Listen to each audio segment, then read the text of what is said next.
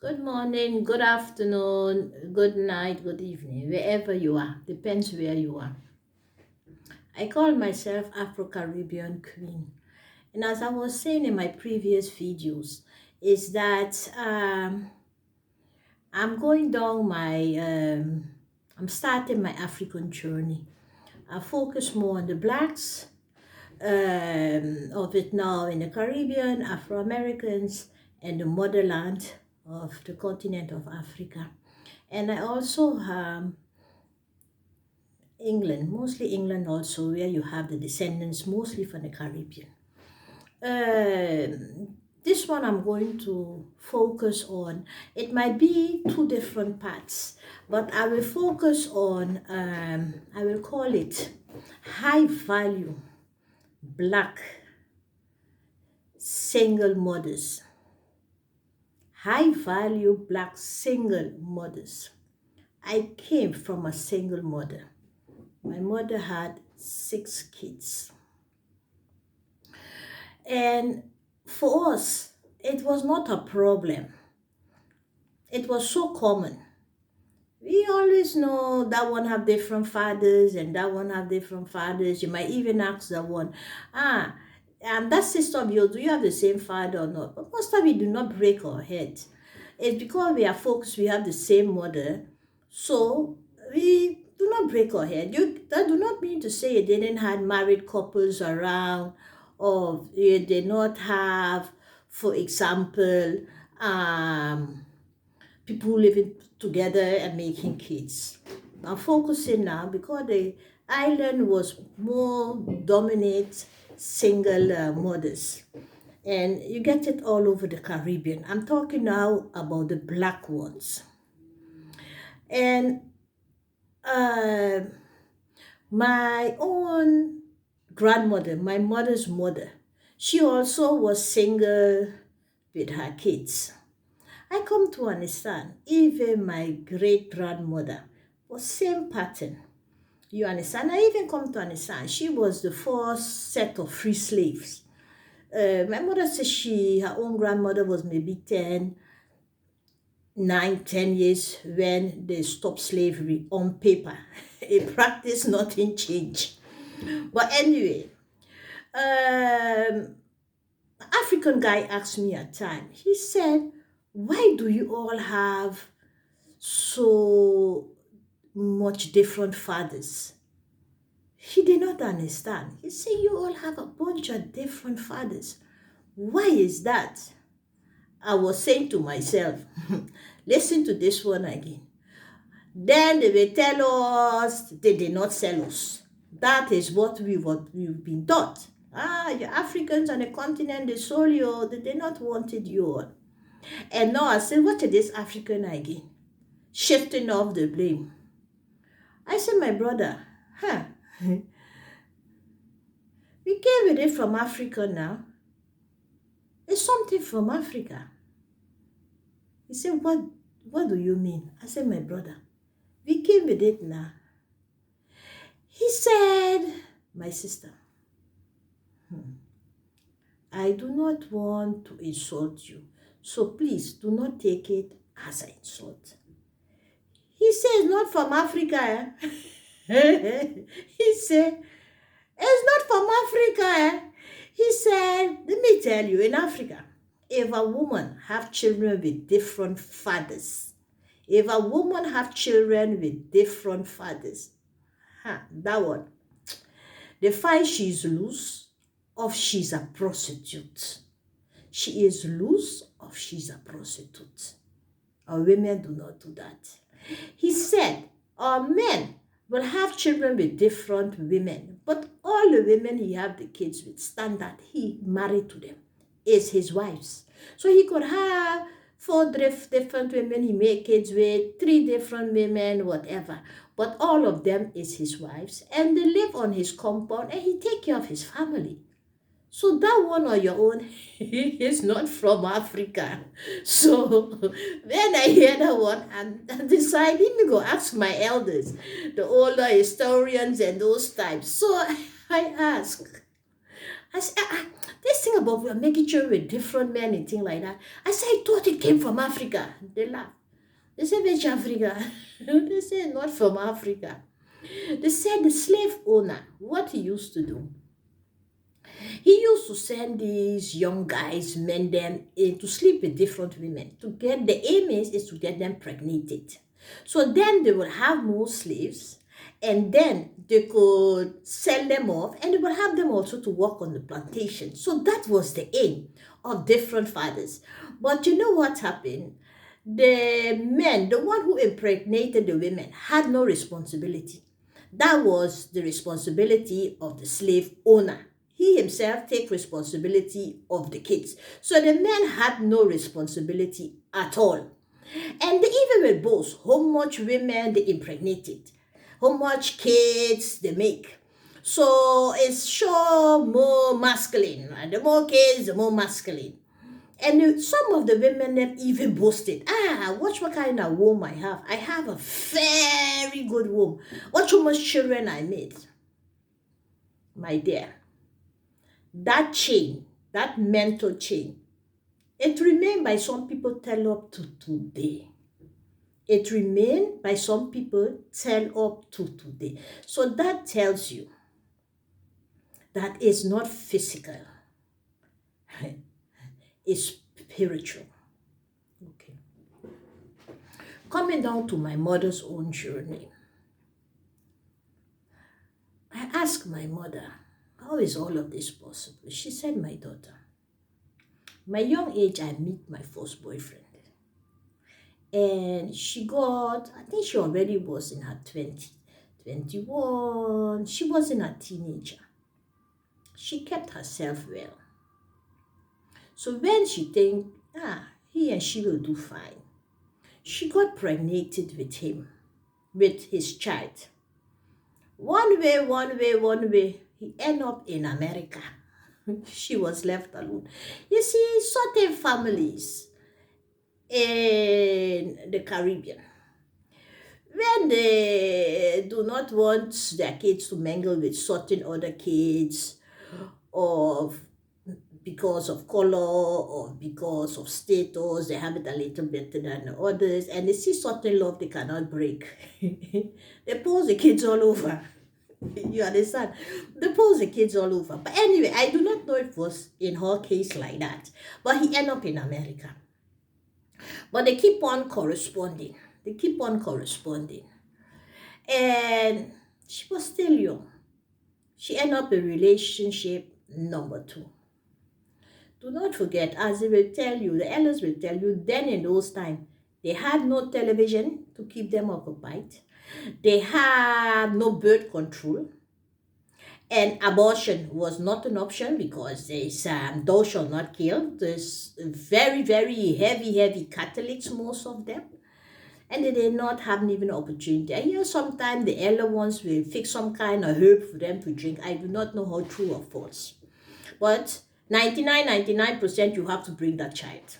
So she ended up now with child number 2. So what they used to think, okay, this one at least will help me financially, we will stay together, forever. But in reality, most of the times, it did not happen with most of them. You understand? So, and do not forget, these guys had in the back of the head also a kind of way that they're not responsible for these kids. And most of the time, they do not even want to acknowledge the children. Or sometimes when they even want to acknowledge the children, the mothers them used to refuse. You understand? And why the mothers used to refuse? I asked, but why did you all refuse the father acknowledging the child, even though he do not stay with you? They said, they told us, if the father acknowledge the children, when they go, when they leave them, they will take their child along.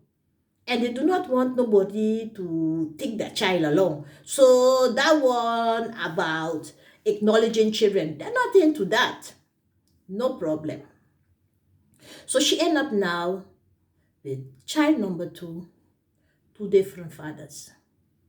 My own follow. You understand? So by that time, she is very young. 3 different fathers. I can imagine it drained her. For somebody who kept herself very well, it drained her. She ended up with another relationship. And in that one, she produced her last three. But the relationship was not so good. My senior brother, which she still corresponds with the father in the US, because he was sent to the US. She told the father, please send to look for your son. It's because he started going around with some bad crowd. And his grades also is going backwards. He was very, very smart. The level he was on, if he finished that level, carry him straight to university. These kind of schools, them they had here on those islands, most of the time it was not like that. So there was even telling my mother, we have to bring him down to lower level. He have to work with his hand. When my mother had that, my mother do not even have much education herself. So when my mother heard that, she said, no, this is not happening. So then she contacted the father. Due to the fact his grades is going down, he started keeping some bad company, and she did not want her son to deviate. And the situation home was not good. I remember at time, he ran from the house straight to the police station. Tell the police, come home. He's going to kill my mother. Please, come home. He's going to kill my mother. All the small he was, he tried to fight to defend his mother. He was very young. So my mother did not want him any longer in that environment. So the father sent the ticket, and all of us went to to see him off. Then it was no plane, no. Then it was a ship. I think they had 30 days or 60 days. I cannot remember how long they had to be on the ship from the island straight to America. So it's on a ship he left to go to America. That same brother, my mother firstborn, he have PhD in political science. He have PhD in political science. You see, my mother, she always say, you must always leave wisdom talk for you. Common sense beat education. She always say that. So she make a very good move when she see the danger of her son was getting too close. She's a very high value mother for all of us. For us, she's high value. She always tell us, she had no difference between boys and girls. Make sure you study. Study well. Because she herself had no education. She see the hardship she passed through. Doing these two, three jobs, sometimes 4, to just be able to put money on the table. Relationship that was just going. So she mean to say, she already by child father number 4. So she just decide, leave us stay. But in due time, it was too much for her. You see what was very common on the island. When you have amount of children, you have friends or family members, and some of them, they are married or they're living together. They have no children. So they will ask you, I'll tell you, I could help you take care of one of your kids. I will make that child my own. And some parents will say, okay, help take care of this one for me. But they do not break the bond. They do not go adoption with. They just take care of that child. You understand? Until up to now, I come to understand it still happening on the island. So like that, it had this lady who was very close with my mother. She used to help my mother. And when my mother was leaving, go back to other island where she came from, where she was living before she went to this other particular island. She said, okay, I believe you take care of this one for me. So when I go to this other island, I will have one child less. They keep communicating. They really keep communicating. Everything went well. So she started all over again with the last 4, started from me and the one below. You see, my mother, she was a very nice person.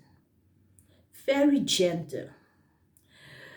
You will not hear her shouting, misbehaving, dressing any kind of how. She had her own piece of elegance of her own. Very feminine. She was. Ah. One thing, we always had 3 meals a day. 3 meals a day. We always had that. She did not put on second-hand clothes on us. All our clothes was new clothes. She will buy them by the cheapest of stores. But you have on new clothes, eh? Or sometimes she will buy material. She will buy material, she will carry to her seamstress to stores. Everybody have on their new piece of clothes. You understand? I remember there I had a shoe. I love that shoe, a black shine shoe like that. Hey, I used to put it on with my white socks. I love that shoe. That shoe was only for Sunday. You do not put on that shoe during the week, only for Sunday. When I was walking, I noticed only the on top part of the shoe I had, the underneath part stayed someplace in the back. It's because of the glue they make of that shoe. That when the sun hits, the glue scatter. Now I could laugh about it. Then I was like, hey, what is going on here? But anyway, she makes sure always we was properly kept. And she also makes sure that we was well fed. My mother talks a lot in parables. She used a lot of parables. She will tell us, huh, me tell you something. When you say, I'm sick, or maybe you have some test to do at school, you did not study. Just, I'm sick, or not feel well, or not feel well. Cannot go to school today. She will come. She will take her hand, put on your forehead, see of any temperature or whatever. Then she will open your eyes, see of the white of your eyes, everything is okay. Then she will take her hand, put under the bottom of your feet. She will tell you. She's not doctor, that she used to do. She will tell you, you go to school. If you are sick enough, don't break your head. If you are sick enough, the teacher will bring you home. Because that they used to do in the past. When you're sick in school, at school, the teacher bring you home. She said, you're sick enough, the teacher will bring you home. You're going to school. So that one was no play, no kind of joke you could make there, but you're not going to school. She tell us go and study. She said make sure you study. It's because later you could take care of yourself. You do not need 2, 3, 4 jobs. You could take care of yourself. And even if the father leave you, you could take care of yourself. So go and study that you could make some good money to take care of yourself, and if with your kids, if you have any kids by that time.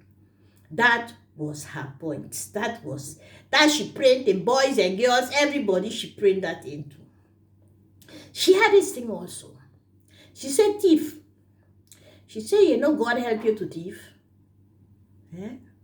God help you to thief. Thief is not good now. She said, God help you to thief.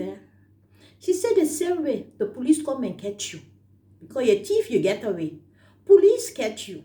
She said, you know why police catch you? She said, God is for everybody. God is for the thief, and God is for the policeman to catch you. So she said, just make sure no thief, no policeman come to her house. Other thing she said, you see what you are wearing, what the other one is wearing, or how they are living. Never envy them, because you do not know how they get it, where they get it, and all of that. She said, I know where I got my own. So never envy them, because you do not know what happened there. And she had the other word saying, you make the child, you do not make the mind. You try your best, you trained. You make your child, you make the child, you do not make their mind. You could train them as much as you want. When they go outside, whatever you train, the church wouldn't do. So never forget that. Anyway, so those kind of words there my mother was saying. So on the other side, she went through all her struggles. She makes sure take very good care of us. Sometimes it was even better off than those that had mother and father. Sometimes they themselves. I remember we used to go on small vacation. She will still travel with us from one island to the other island, while I will see others married, big job, never left the island. You understand? I never understood that. Never left the island. But she will save small money aside every month, then she will travel with us. My mother was a wonderful woman. When sometime money is run low, she will make small Caribbean candies of pastiches, of Johnny cake, and she will tell me, go and sell them. So like that, we have extra money also. No shame. I will go and sell them all. By the time I bust the corner, they so know my mother Johnny cake is a sold before I even reach. They will start shouting, I need 2. Oh, I need 3. This one needs so much. Like that. It will be sold as soon as I bust the corner. Like that, we make extra money. I had a wonderful youth. My mother had no teenage pregnancies in her house. No one get pregnant in my mother's house. Pregnancy dropping, everybody was living on their own. You see that woman. You see her as very high value. And she was a single mother. Hey, the other junior brother for the last. When he reached teenage years, he want to give malt. Very quiet boy on his own. He don't want to give malt. My mother told him. And he's tall. He's very tall. My mother was very short. My mother will tell him, you're opening your mouth. You think you're grown, you're a big man now. You open your mouth. She said, do not worry. I will bring you down to my size. She told him, I will bring you down to my size. By the time I punch you in your stomach or I trap on your foot, you have to bend now. So when you bend, you come down to my size. That is my mother. Single, black mother. She produced 3 degrees of university. She produced college, and 1 just reached to the high school. That is all what she did on her own.